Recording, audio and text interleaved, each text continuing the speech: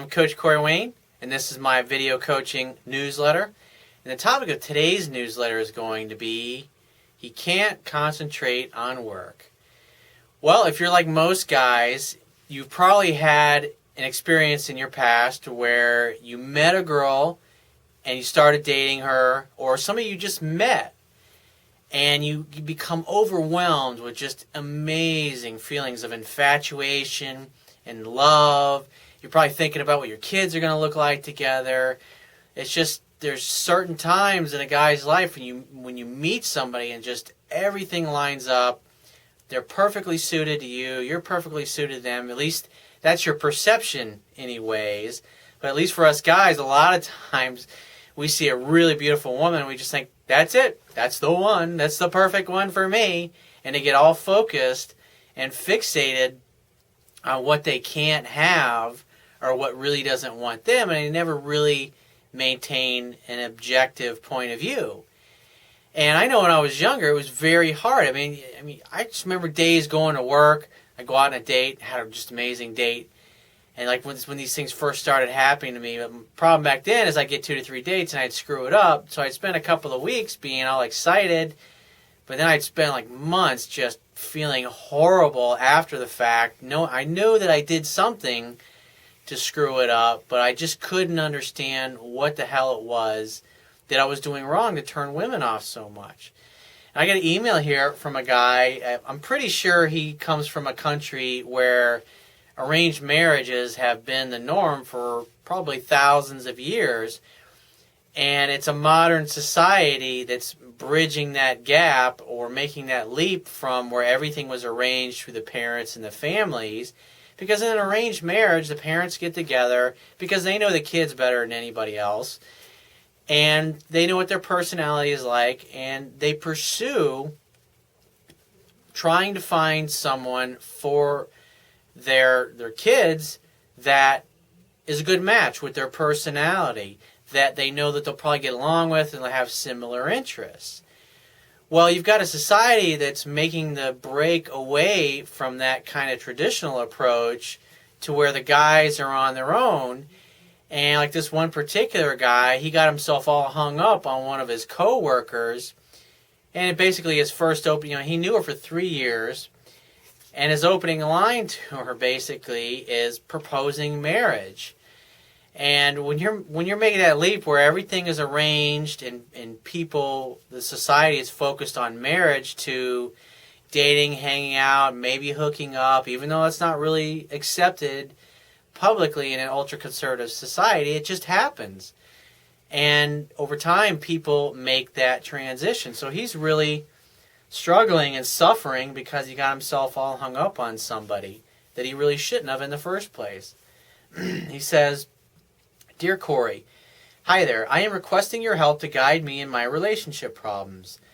I am in the final year of being a student pursuing professional studies. I liked a girl in my office, but I could not tell her because she has someone in her life. After 3 years, I could dare to propose to her."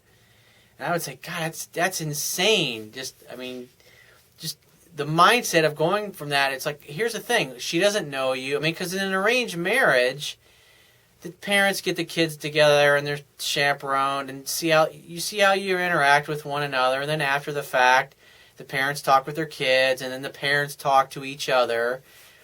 And if there was chemistry there, if the girl liked the guy and the guy liked the girl, then they continue to the courtship process. But the family's very involved to make sure that, because at the end of the day, the parents have an unemotionally attached objective way of looking at things. In this particular, in your case, you don't have your parents in the background doing these things for you and helping you and guide you, and instead you're seeing a girl, you feel attraction for her, and you're thinking marriage because that's the way your society is, and that's the way you probably were brought up. But here in the real world, where you're interacting with women who may or not, this particular girl, obviously you thought she was dating this other guy, and you just can't go up to a woman and say, hey, well, let's get married, because she's going to look at you like, I don't even know you. And in an arranged marriage, normally the parents, there's a courtship process involved, even though it's an arranged marriage. It's kind of like arranged dating, And if the dating goes really, really, really well and everybody's happy and they like each other and the families like each other, then eventually it moves to actually the marriage happening. But in this case, there's a courtship process, and so the marriage should be the last thing, because at the end of the day, the woman is the one who gets to the point where she feels comfortable to where she says, yes, I'm into this. And in a modern society, it's the women who are the ones that decide whether or not they want to be in a relationship with you. And what I teach guys to focus on is strictly creating an opportunity for sex to happen, because that's the ultimate thing. I mean, whether it ends in sex on your marriage night or it happens on your second or third date, in a modern society, people hang out, they hook up, and they date. Normally, they should date a lot and date a lot of different people over several years, so they can figure out what it is that they want, what's most important. Because as you go through career and life, there's changes, you change, and the things you want when you're in your early 20s are not going to be the same things that you want in your early 30s or your early 40s, 50s, and so on and so forth. So you've got to take that into consideration, and you should not start off, if you want to get a girl that you can date or have a girlfriend and maybe ultimately leading to marriage, you don't start off by bringing up the topic of marriage. It's a horrible way to go, and you're always going to end up getting rejected. He says, now she's telling me that she just liked this guy that I guess that he thought she was in a relationship with for 3 years. I mean, it's like 3 years. You carried the torch for 3 years. It's just torturous. She is confused between me and the other guy. She wants me to be her friend only and not more than a friend. And when a woman says that, the only thing you can do is walk away and say, hey, I like you, I'm attracted to you, but I'm not interested in just being your friend. I can't do it. But if you change your mind, give me a call, let me know. I'd love to hang out and have some drinks together and get to know you a little bit. You just leave it that very low risk kind of stuff and walk away. And if she gets in contact with you again, 2-3 weeks, a month later, whatever, then arrange a date. Assume the reason she's done it is because she actually has interest, and you arrange a date, a time to get together.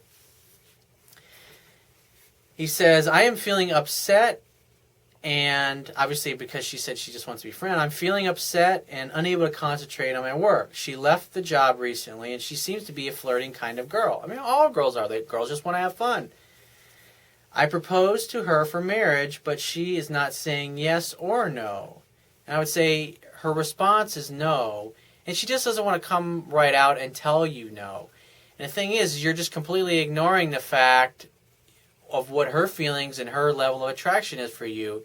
You're only focused on the fact that you like her and you want to marry her, basically. But there's absolutely no thought or consideration on your part. Well, what about her? I mean, don't her needs matter? Don't her wants matter? The fact that maybe she may or may not have chemistry with you, and you're not considering that. You're being totally selfish in that respect, and you're ignoring that fact that, I mean, when a woman says no, you just move on to the next one.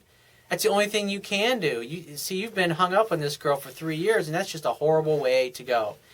So my advice to you will be to get my book and read it and start applying what it teaches, so you can start to develop some confidence and some level of comfort. And the level of comfort and confidence comes from simply learning how to interact with women in a way that actually creates attraction. Because the way that you're going about it, you're going to get nowhere. You're going to be single the rest of your life if you keep going the way that you're going.